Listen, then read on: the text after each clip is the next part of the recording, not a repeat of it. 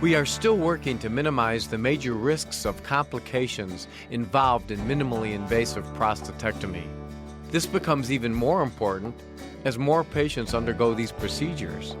How has the training and certification process impacted our success? And what improvements can we expect in this minimally invasive technique for prostate cancer in the years to come? You are listening to ReachMD XM157, the channel for medical professionals. Welcome to the Clinicians Roundtable. I am your host, Dr. Mark Nolan Hill, professor of surgery and practicing general surgeon.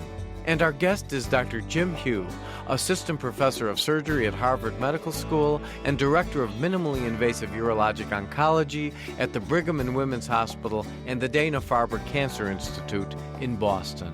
Welcome, Dr. Hugh. Hi, Mark. Thanks for having me on ReachMD. We are discussing trends towards laparoscopy for prostate cancer. Dr. Hugh, tell us a little bit about your background. I believe you're one of the few surgeons in the United States who had a fellowship exclusively in robotic surgery. That's right, although I think it's becoming more and more commonplace. I completed a 6-year urology residency training program at UCLA and then did a 1-year fellowship in robotic urologic oncology at City of Hope in Los Angeles area. And your research that you are involved with, what specifically are you studying? I'm studying outcomes for minimally invasive radical prostatectomy as they compare to open radical prostatectomy. And when I use the term minimally invasive, I mean both laparoscopic as well as robotic-assisted laparoscopic radical prostatectomies.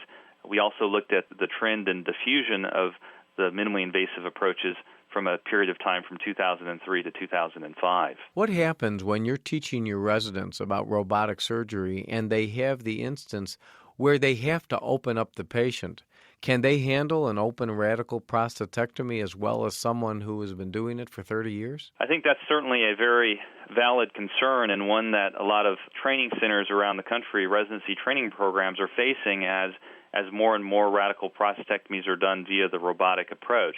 I certainly think that naturally, as less and less people do the open, it'll be a more and more rare event to need to convert to open surgery. However, certainly it may be the case where one needs to consult with a more experienced surgeon if there's a conversion in the future, or in the present day, I should say, going from robotics to open surgery.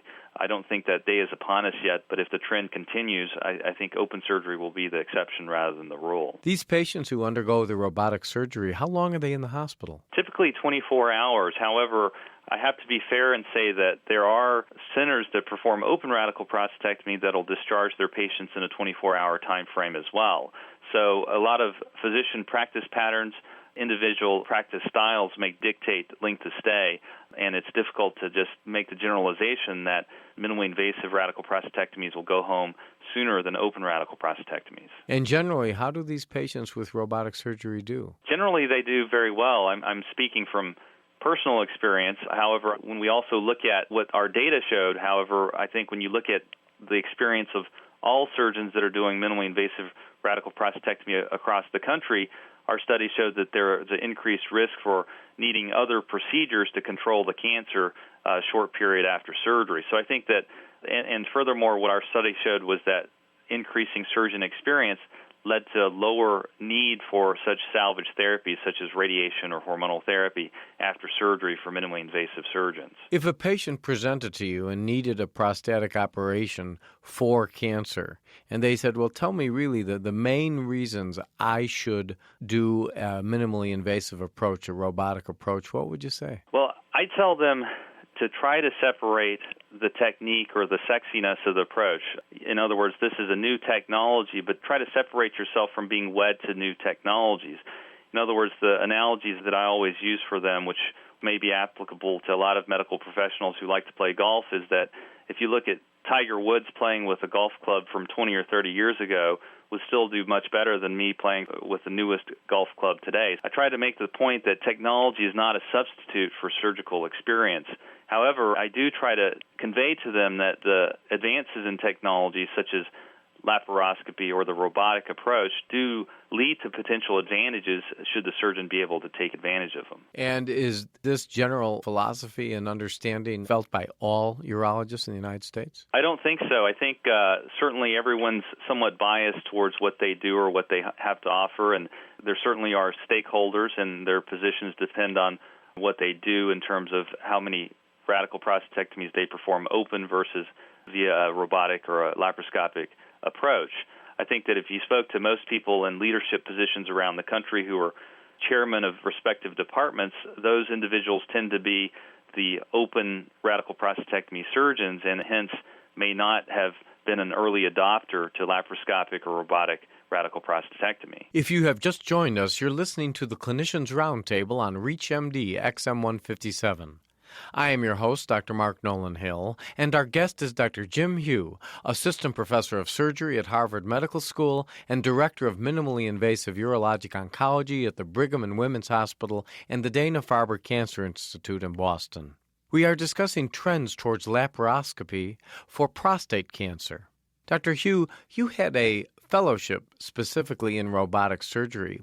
What does the practicing urologist do if they want to learn the robotic approach? Currently, the Food and Drug Administration requires a surgeon or a urologist who's interested in offering robotic radical prostatectomies to take a 2-day course, and that's the mandate. Now, after the 2-day course, oftentimes a surgeon will have proctoring from other surgeons who've done robotics, a robotic prostatectomy, and so they'll book a case and have a proctor that may just direct them through the case, giving them feedback, or else at times, should they require or are called upon to intervene, they can jump on the surgeon console and get them out of trouble. So realistically, and that's the current state of affairs for the training of practicing surgeons in terms of adoption of robotic radical prostatectomy. Well, what if you're in an area of the country, in a rural area, where there are no proficient robotic operators? I think certainly as a patient, and I say this all the time to patients, if you're in an area where there's not an experienced robotic surgeon,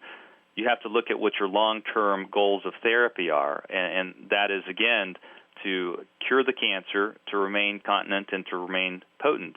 And if those are your primary goals, rather than to have surgery done with the latest and the greatest technology or getting out of the hospital a day sooner, then you have to go to someone who has a lot of experience doing open surgery in that rural area. Are the hospitals having standardized credentialing parameters, or is this based really individually on each hospital? I think each hospital certainly looks at whether or not the surgeon has done the 2-day course, but I think that there is a great deal of variability in what the surgeon experience should be before they go out and book cases on their own or do things without a proctor.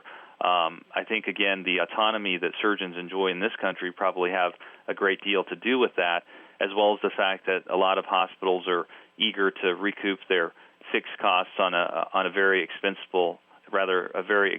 piece of capital equipment. So I think that there's certainly enthusiasm from a hospital administrator who's recently plopped down $1.7 million to get some return on their investment. Are these procedures being done in other countries? Yes, they are. I think that initially a great deal of the volume came from the United States, but when you look at the installation of robotic systems across the globe, in Europe there's certainly been a lot of Da Vinci robots that have been installed, as well as in Asian countries as well. But I think that because of the more free market economy of the United States, we've been the most rapid adopter of robotics. We've been the most free spending, certainly in that instance. And I think in other healthcare systems where cost or care is a bit more rationed than here and things are a bit more planned, there's been slower adoption of robotic surgery. I hate to bring up remuneration, but do all insurance companies cover robotic surgery for prostatic cancer? I don't think that really the payers reimburse to a greater extent a robotic surgery versus an open surgery in general. However, I think that the reimbursement for just on the surgeon side for a laparoscopic or robotic surgery based on what Medicare will reimburse is roughly about $150 more than for an open radical prostatectomy. So at least at the surgeon fee level, you're not seeing a significant difference in reimbursement. And on the hospital level, again, I don't think that there's a significant difference either. I think that a lot of hospitals are trying to charge a facility fee as well in terms of the robotics, but it's variable in terms of how successful they are in getting the payer to remunerate based on that facility fee. So if I'm a urologist who has been taking out prostates for 1,000,000 years and good at it, and I'm at a small hospital in the country, and I call you up and I say, Dr. Hugh, I really would like to start doing the robotic surgery, and our hospital's thinking of getting one, but there's no one for 200 miles around who's done robotic surgery. What would you say to this urologic surgeon? I'd say that as with adoption of any approach or achieving excellence in anything you do, it's a matter of commitment. And in this case, without any supporting surgeons close by or anyone that one could easily go watch, certainly there exists a lot of DVDs or videos now of robotic surgeries and of high-volume robotic surgeons that the device manufacturer actually makes readily available. So I think studying those videos will help a great deal. There's also the option of doing a mini fellowship in minimally invasive surgery or robotics that some centers offer around the country, which is about 1 week of dedicated exposure to the robot and robotic-assisted surgery. So I think those would be the main options in terms of someone who's looking to have greater exposure to robotics. And what about in the future? Perhaps I'm doing a robotic surgery in a small town and I video conference you in Boston and have you look in through the electronic marvels and actually see what I'm doing and advise me. Is that feasible? That's a very interesting point, Mark. The original intent of the Da Vinci robot, and it was actually developed with a lot of money from the Department of Defense, but the original intent was for the surgeon to be far away from the battlefield and then using a high-speed internet connection to have the slave device robot to operate on a wounded soldier there closer to the battle front. And so as our technology continues to improve, I think that there's opportunities for an experienced robotic surgeon not only to teleconference in, but also to have a form of proctoring whereby he may be able to take over controls over high-speed internet connections from far distances. And finally, 10 years from now, looking in your crystal ball, how many prostate surgeries are going to be done robotically? Well, I think that there's several issues. Number one, I think honestly we probably over-operate on men with prostate cancer. So hopefully we'll have a better marker that allow us to have better predictive ability in terms of who really needs the surgery. But as far as people getting the surgery go, I think that it'll be close to 95 or 100% of men having robotic-assisted laparoscopic surgeries compared to an open radical prostatectomy. I want to thank our guest, Dr. Jim Hugh. We've been discussing trends towards laparoscopy for prostate cancer. I'm Dr. Mark Nolan Hill, and you have been listening to the Clinicians Roundtable on ReachMD XM157, the channel for medical professionals. Be sure to visit our website at reachmd.com, featuring on-demand podcasts of our entire library. For comments and questions, please call us toll-free at 888-MD-XM157. And thank you for listening.